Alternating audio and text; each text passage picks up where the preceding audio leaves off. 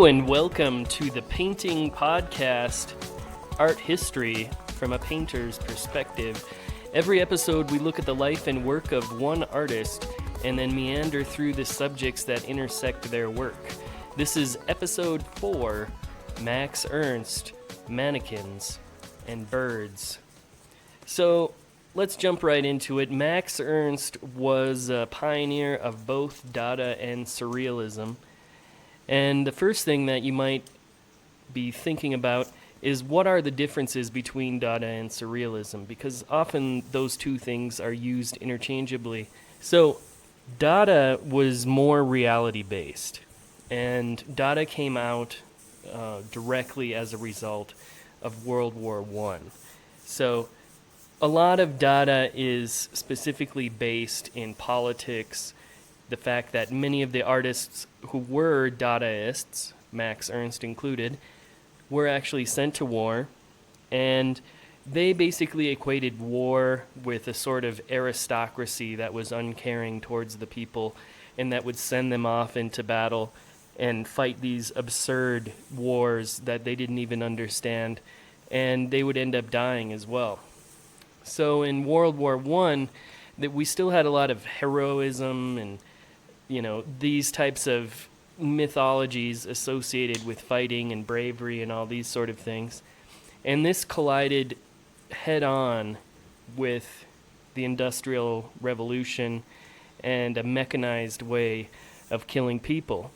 So a lot of these artists were also sent to the war, so they were living their normal life and they got snatched up out of what they were doing and were put on the front lines, just as Max Ernst was.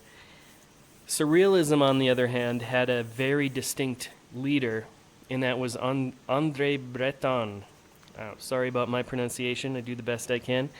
But so he was the head of Surrealism, and Surrealism came later. Surrealism came after World War I, in a time of general peace and prosperity. And instead of focusing on politics and war and the absurdity of dying in a war, they looked more inward towards dreams and their own consciousness. Of course, they're closely associated with Freud as well. So Surrealism is based more on outside of the mind, we could say. And Dadaism is focused more on absurdity and war and these sort of things. You can actually see some traces of Dadaism in different zines that were produced in the 70s and 80s as well that had an anarchist tint to them. The Dadaists were, at heart, more of an anarchistic group. As I said previously, Surrealism having André Breton as the leader of Surrealism, and he could kick people out of the Surrealists. He could literally say, you are not a Surrealist anymore, you have to go. Whereas Dadaism had no leaders whatsoever, so anybody could be Dada, anybody could be part of the group as long as they shared this common view of the world. And for that reason, Dadaism kind of never died in the sense, because it's more of an idea that can live on in many different types of works. So there are some similarities between Dadaism and Surrealism. One of them is they both work a lot with chance. So when we think of Dadaism, one of the first things we can think of is cut-up poetry, where you would cut up different lines of a book and cut up different words and then throw the words onto the table, and then they would create some sort of poem. So that's a very Dadaist approach. With Surrealism, you also have games of chance involving things like Salvador Dali's strange painting techniques, where he would sit in a chair with a key in his hand, and he would put a coffee can underneath where the key would drop, and he would sit with his hands on the edge of the chair and try to doze off. And as he was dozing off, his hand would go limp and drop the key into the coffee pot, and cause it to make a sound, which would wake him up. And then he said, at that moment, I would paint what I was thinking. So that's, again, another type of chance involving your own consciousness and manipulating that sort of thing. So Max Ernst was somebody who was part of the Surrealists and part of the Dadaists as well. So he kind of holds an interesting place in that regard. He had a pretty normal upbringing. His dad was a painter as well. His dad was known as being like very strict, and in this regard, his father, I think because he was probably, I don't know how else we can say it, but probably like a real jerk to deal with, he kind of inspired in Max this penchant for defying authority. And so there was kind of a defiance in Max's upbringing. It's positive because his father was such a towering authoritarian figure of types, and he would not take any crap from anybody else. So Max Ernst, he is encouraged to paint. His father is a painter as well. And he first goes off to after he leaves his home, he goes off and he's actually visiting asylums with mentally ill patients and working with them and painting with them and drawing with them. Max Ernst would never actually go to school. He was enrolled for philosophy, art history, psychology, these sort of things. But he was never like a formally trained art school person. So he was interested in some different types of subjects at first. But he goes off and he's painting with a lot of these mentally ill patients in these asylums. And he ends up joining this group called Die Rheinischen Expressionisten. So like the Rhine Expressionist group. And this would be, if you listen to my first podcast, you'll learn more about German Expressionism as well. This would be one of those German Expressionist groups, actually. And it was during this time when he joined this group that he, came up with the idea that I am going to become an artist. So he ends up meeting Hans Arp, or Jan Arp, however you want to say it. And the two become really good friends, and they're good friends for, the rest of their lives, actually. And everything's kind of going okay. He's making paintings, and he's friends with artists. And then World War I begins, and he's drafted, and he has to serve in both the Western Front and the Eastern Front. So he's right on the front lines of a lot of what's happening.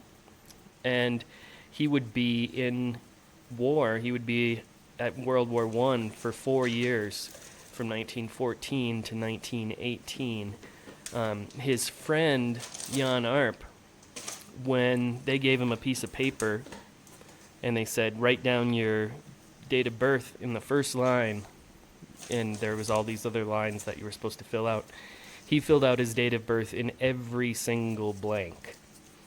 And he gave the paper back, and he was deemed unfit for war. So some of these guys actually tricked the government into believing that they were unfit to go to war, like his friend Jan Arp did.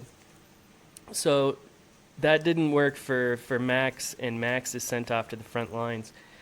So if we look at the work of Max Ernst in around 1913 or so, we can see that his paintings are expressionistic. He's part of that expressionist group with Jan Arp.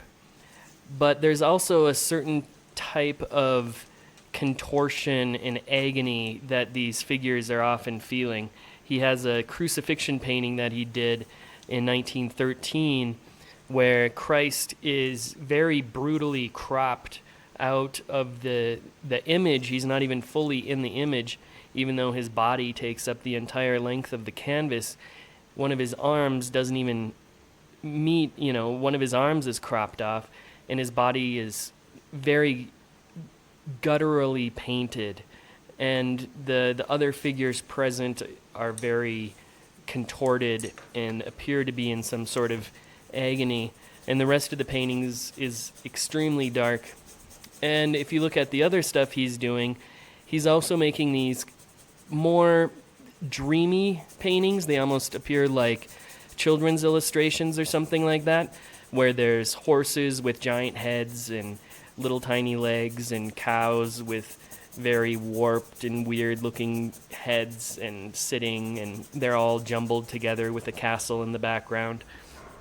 So there's all these different types of expressionistic painting that Max Ernst is doing during this time. And then all that ends, he gets sent off to war.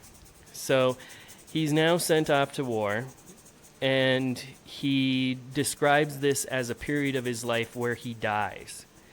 So Max Ernst is now gone as he knew it, and he is born again as this new person completely, with a completely different view of the world, much of which is in lockstep with Dada's view of complete absurdity and people dying for completely stupid and worthless reasons, and also politically motivated, because he would have hated these oligarchs and these bureaucrats and these fat cats at the top that were sending these other people off to their death. So there's certainly a very anti-war aspect to these artists of this time.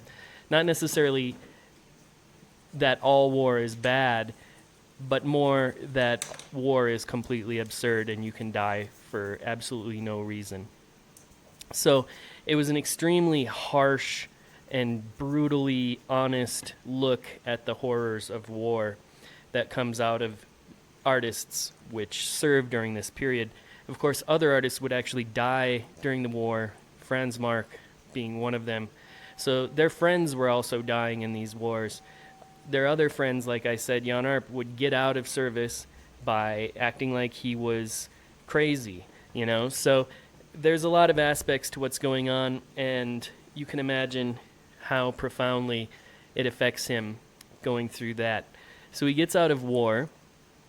He gets World War I ends. He goes back home. He gets married. He has a son. And he's still painting. He's not married for very long, but he begins to really get into De Chirico. And he's a good person to look at alongside Max Ernst. Max Ernst and De Chirico have a lot of similarities, actually. And De Chirico was actually painting a lot of these town squares with a sort of personal mythology infused into them in a very dreamlike atmosphere. And he was painting these around 1913, 1914 as well.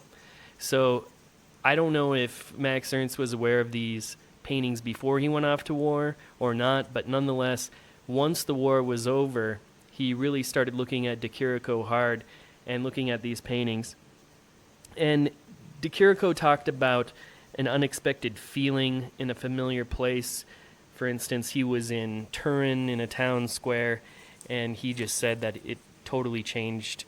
He had been in that same town square multiple times, but then he just got this unexpected feeling full of nostalgia and memory, and also this dreamlike view of perception of reality as well. So there's also ideas of estrangement. There's a lot of distance in De Chirico's paintings. They're not exactly sensual in any regard. And Max Ernst would begin making paintings after the war. Actually, he would start off making all of these collages, and he would become well known as one of the first collage artists. Still, look up his collages. They're pretty amazing. And he would just cut out images from instruction manuals and biology textbooks and shopping magazines and these sort of things. And then he would take all those images and then make a lithograph of those images. And if you don't know, a lithograph uses sandstone and a process of ink and acid to create sandstone that is able to make multiple prints on, multiple pieces of paper. So he would make all these collages for his friend Paul Eluard, and I can't say his last name, Paul. So he would make all these for his friend Paul, who was actually making a poetry book called Repetitions. And so this book was a book of poetry, and then Max Ernst would put all of these different collages into it. If you look at de Chirico's paintings, there's also kind of this collaged aspect to a lot of these paintings as well. All these images, they're almost like, you can see an old Roman statue in a town square with a rubber glove hanging off the wall, and you could just imagine cutting that rubber glove off as if it was from a different time and space completely, and juxtaposing it into this Roman old town square sort of imagery to convey this idea of colliding times and civilizations and all that sort of stuff. So there's kind of a collage-y look, I think, to de Chirico's paintings. And it makes sense that Max Ernst is looking at de Chirico when he starts making these collages as well. So after this, his marriage doesn't work out, and he leaves for France, and he actually moves there illegally. So he's living in France illegally, and at this point, he is, developing new techniques while he's in France, and he develops a new technique called frottage.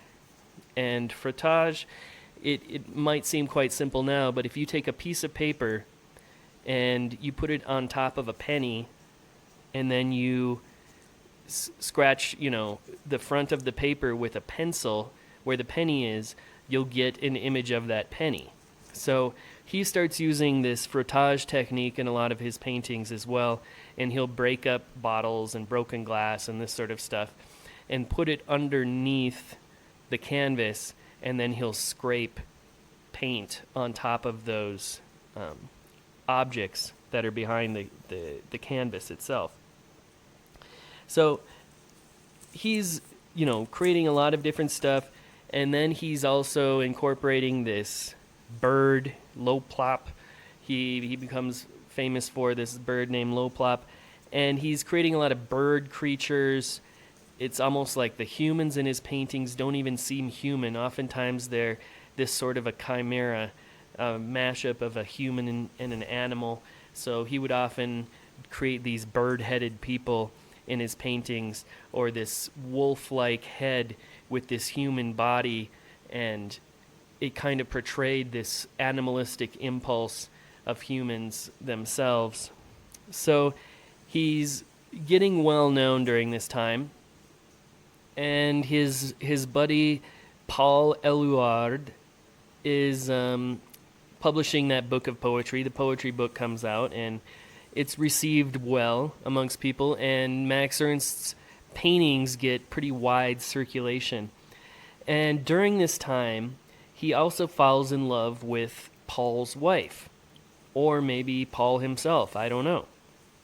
But it ends up that all three of them are a couple. So basically, he's in a throuple in 1922, and then Paul takes off around 1924, and he goes to Monaco, and then he ends up in Saigon in Vietnam.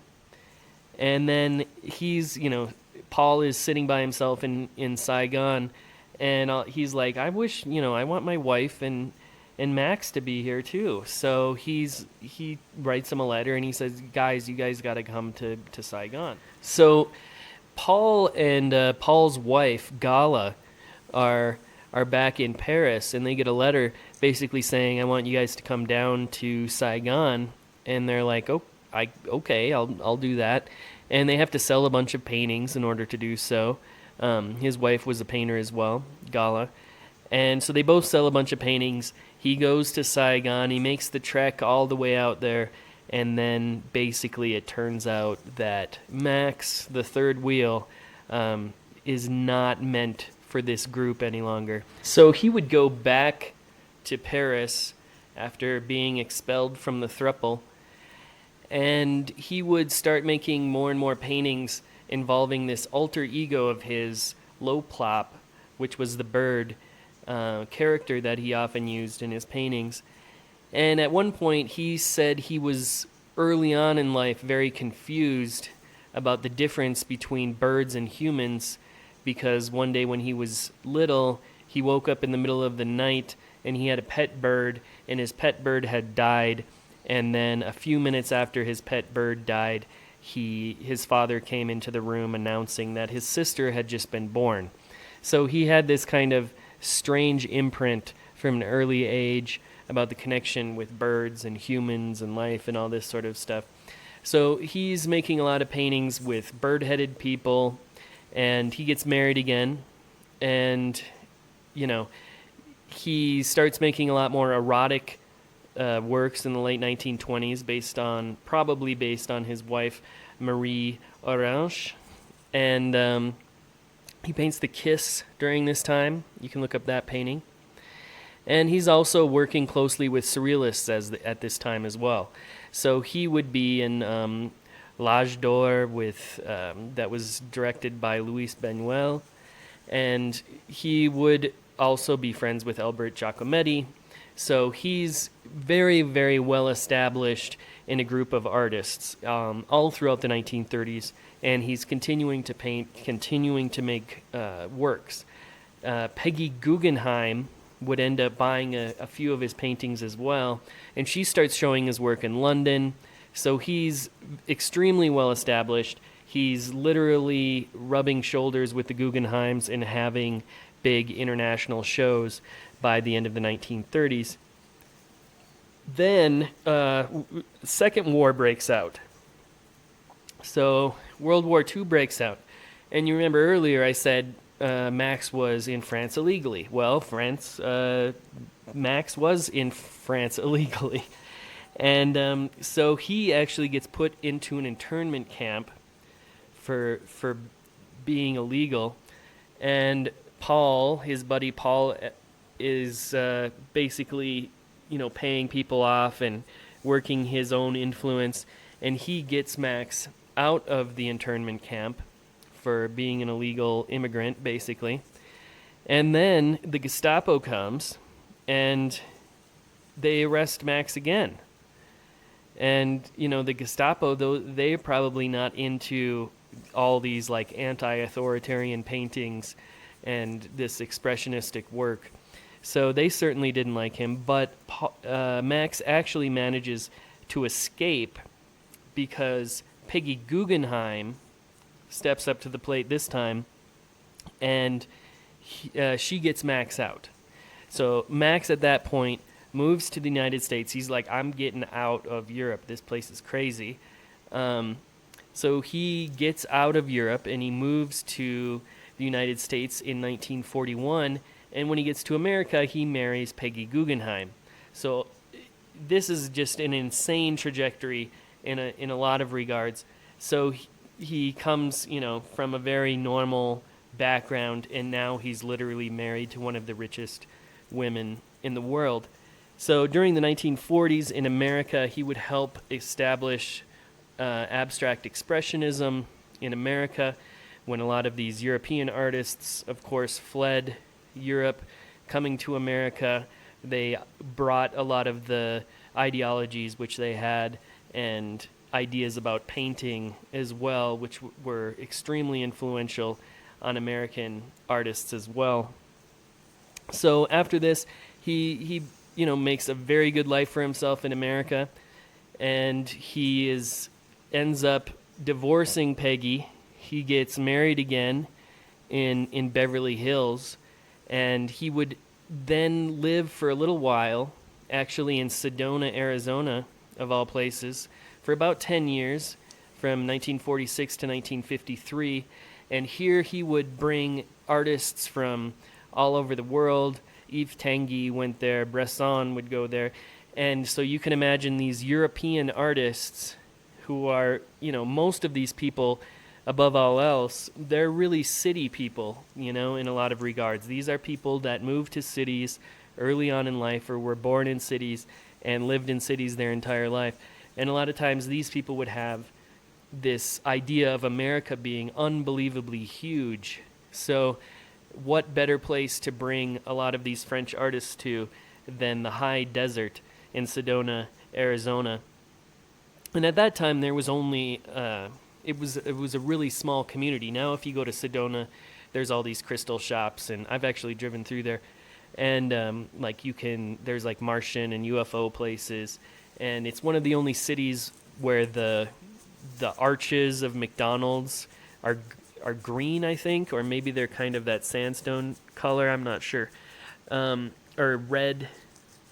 I don't know what you call that stuff. That red stone that's in the desert. But everything has to conform to a certain standard there. It's kind of an interesting city now. But when he moved there in the 1940s, it was definitely, out in the desert. So he's somebody, talking about George O'Keeffe yesterday, who also has this strange association with the desert himself. So he's somebody who has, I think, a really amazing life in a lot of ways, and he's achieving more and more financial success. He continues to paint through the 1950s. He wins the grand prize at the Venice Biennale in the 1950s, and he moves back to Paris ultimately during this last period of his life and continues to work, and then he finally dies at 84 years old in 1976, and he's buried in the cemetery in Paris if you want to go visit. So thanks a lot for listening. I hope you enjoyed this episode. Stay tuned for more art history from a painter's perspective. And if you're interested in taking my painting course, you can head over to painting-course.com. It's completely free, and you can actually go through the lessons which I've created to make you a better painter as well. Until next time.